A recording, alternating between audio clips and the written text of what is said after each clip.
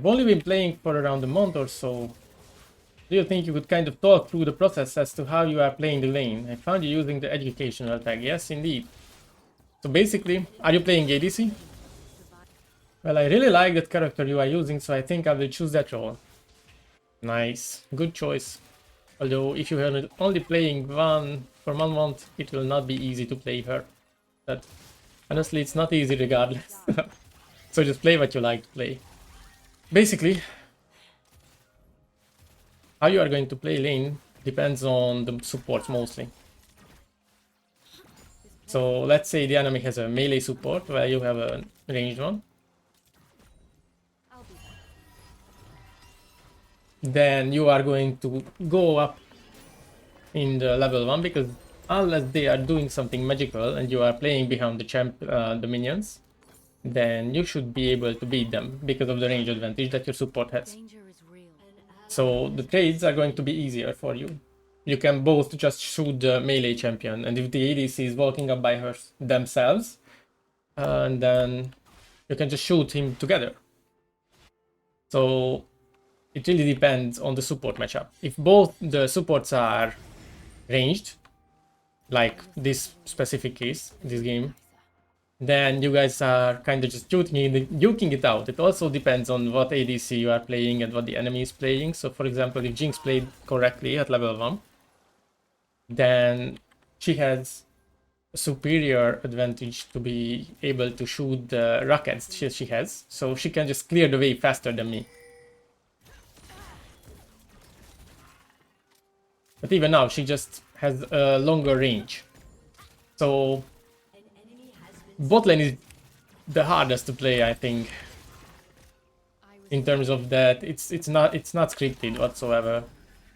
Each game is kind of different, but there are some principles that can be applied to all of them. So you can categorize the matchups. That's the best way to practice and think about that.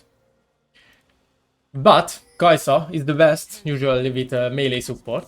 For example, Nautilus, Leona, I don't know whether you know the champions' names already. And all you have to do if you are with them is not to get poked down. And just shoot them when your support manages to land something. So at the beginning, as I said, if you are against a ranged support, when you have melee support, then you will allow the enemy team to push the waves in under your turret so you can get level 2 or 3, because those are the biggest spikes for the melee champions, because that's when they get all their abilities. So if you can land all your abilities on one of the ranged champions, then they are easier to kill, because the ranged champions are balanced in such a way that they have less HP than the melee champions to compensate for the range advantage that they have. I don't know whether you were able to understand anything of that, but if you have any questions, then feel free to ask. That was very informative. I am glad to hear that. My brother missed everything. Oh yeah, Kaisa specific tips would be to use your auto Q. Those are very good short trades, like I'm doing when Jinx is walking up too far. So whenever you can just auto Q someone, that's usually going to be a good trade, unless they can one-shot you for it. But that is something that I just recently learned by watching some high-low players. And since then the lane was much easier.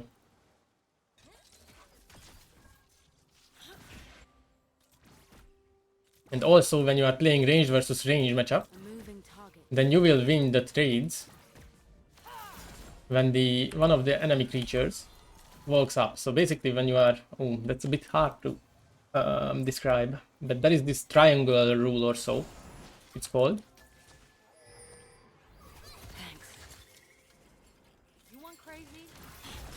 Oh no. Huge pie.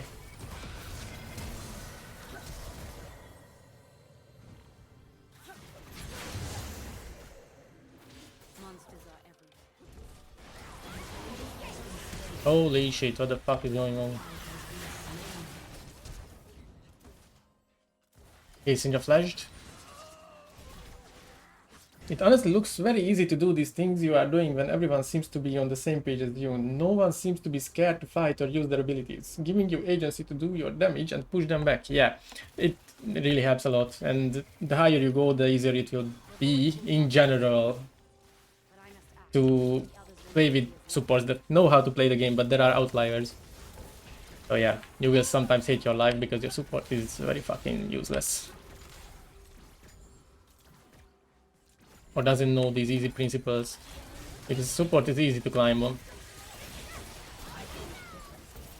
Oh, fuck off. See, this is what I'm talking about. Range is disgusting. I can't do shit to her because she has a bit longer range than me. So that was very badly played by me, but how do you not expect that, yo? So where was I? Triangle. So basically imagine that I'm here and my support is here. If anyone is walking up alone and they are not together, so Lulu and Jinx walks up too close to us, then we can both auto-attack that guy at the same time. And that is when you are winning trades, when you are in range versus range matchup. That is when someone is out of position, if they walk up too far. Yeah. But Kaisa, you have 3 evolves. And the Q evolve is probably one of the, yeah, it's the most important one. It's the first one that you will get in every game as well. If you are building correctly, of course. And it's very fucking disgustingly strong. Then you have this, then you are like twice as strong, or 1.5. So yeah, that is whenever a new patch comes up or a big one where the items are changing, that is the first thing I do to check how I'm gonna hit that threshold as soon as I can, because you need 100 bonus AD.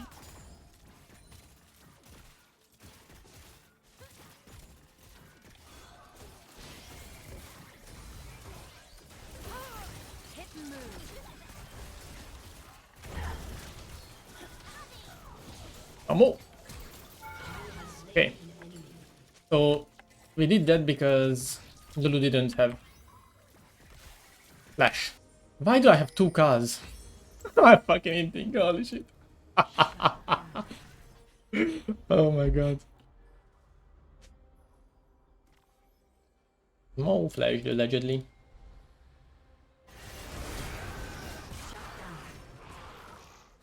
Yes.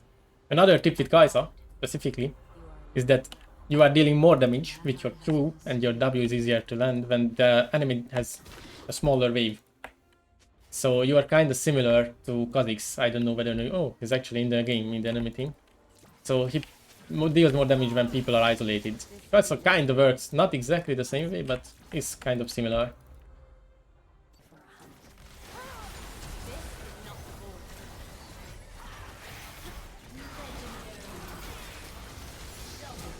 Ah, he flashed it.